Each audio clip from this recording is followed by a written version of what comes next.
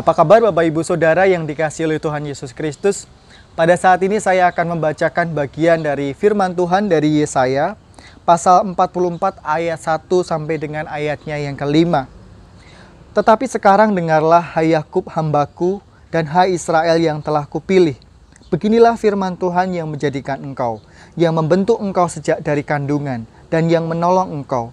Janganlah takut hai hambaku Yakub dan hai Yesyurun yang telah kupilih. Sebab aku mencurahkan air ke atas tanah yang haus dan hujan lebat ke atas tempat yang kering. Aku akan mencurahkan rohku ke atas keturunanmu dan berkatku ke atas anak cucumu. Mereka akan tumbuh seperti rumput di tengah-tengah air, seperti pohon-pohon gandarusa di tepi sungai. Yang satu akan berkata, aku kepunyaan Tuhan, dan yang lain akan menyebut dirinya dengan nama Yakub. Dan yang ketiga akan menuliskan pada tangannya kepunyaan Tuhan dan akan menggelari dirinya dengan nama Israel. Demikianlah pembacaan firman Tuhan. Berbahagialah kita yang membaca serta melakukannya dalam kehidupan kita hari lepas hari. Bapak Ibu Saudara, di antara kita adakah yang berulang tahun dalam minggu-minggu ini? Jika ada, saya mengucapkan selamat ulang tahun. Selamat memasuki tahun baru kehidupan bagi Bapak Ibu Saudara sekalian.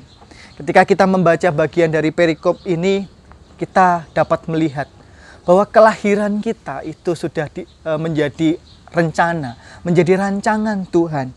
Dikatakan demikian, beginilah firman Tuhan yang menjadikan engkau. Ketika kita lahir, ketika kita hadir di dunia ini, Tuhan yang menjadikan kita, yang membentuk engkau sejak dari kandungan dan yang menolong engkau. Tuhan yang membentuk kita dari bentuk yang paling kecil yang ada di dalam rahim, kemudian dilahirkan menjadi seperti saat ini. Kita bertumbuh dari anak-anak, menjadi remaja, menjadi pemuda, dewasa. Dan di antara kita ada yang sudah punya cucu, sudah menjadi oma, sudah menjadi opa.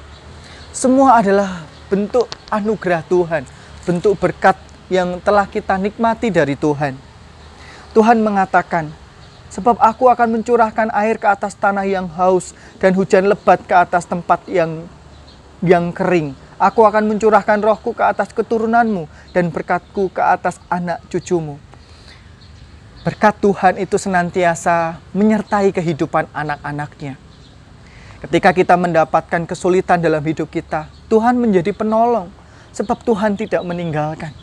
Tuhan tidak hanya menyertai kita dalam kehidupan kita hari ini, tapi Tuhan juga menyertai masa depan kita, masa depan kehidupan keluarga kita, kehidupan anak-anak. Ketika kita menyerahkan apa yang kita kerjakan, yang kita lakukan, karya, pekerjaan, semuanya dalam tangan Tuhan, kita percaya bahwa Tuhan yang akan senantiasa menyertai keluarga kita. Mereka akan tumbuh seperti rumput di tengah-tengah air, seperti pohon-pohon gandarusa di tepi sungai. Artinya bahwa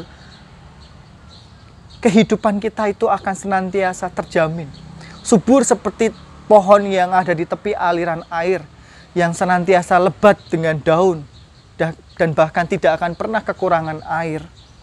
Tuhan akan senantiasa menyertai kehidupan kita ketika kita percaya kepadanya, berlindung kepadanya. Yang satu akan berkata, aku kepunyaan Tuhan. Yang lain akan menyebut dirinya dengan nama Yakub. Dan yang ketiga akan menuliskan pada tangannya kepunyaan Tuhan dan akan menggelari dirinya dengan nama Israel. Kita harus ingat bahwa kita ini adalah punya Tuhan. Kita ini adalah kepunyaan Tuhan. Itu artinya kita tidak bisa hidup semau kita sendiri. Kita tidak bisa memuaskan apa yang kita inginkan. Kita juga harus melakukan apa yang menjadi kehendak Tuhan. Apa yang Tuhan mau, apa yang mau Tuhan inginkan dalam kehidupan kita sebagai anak-anaknya, sebagai umatnya. Tidak hanya berpikir apa yang saya mau, apa yang harus saya lakukan sesuai dengan keinginan saya. Tapi bagaimana kita juga melakukan apa yang kita kerjakan itu sesuai dengan kehendak Tuhan.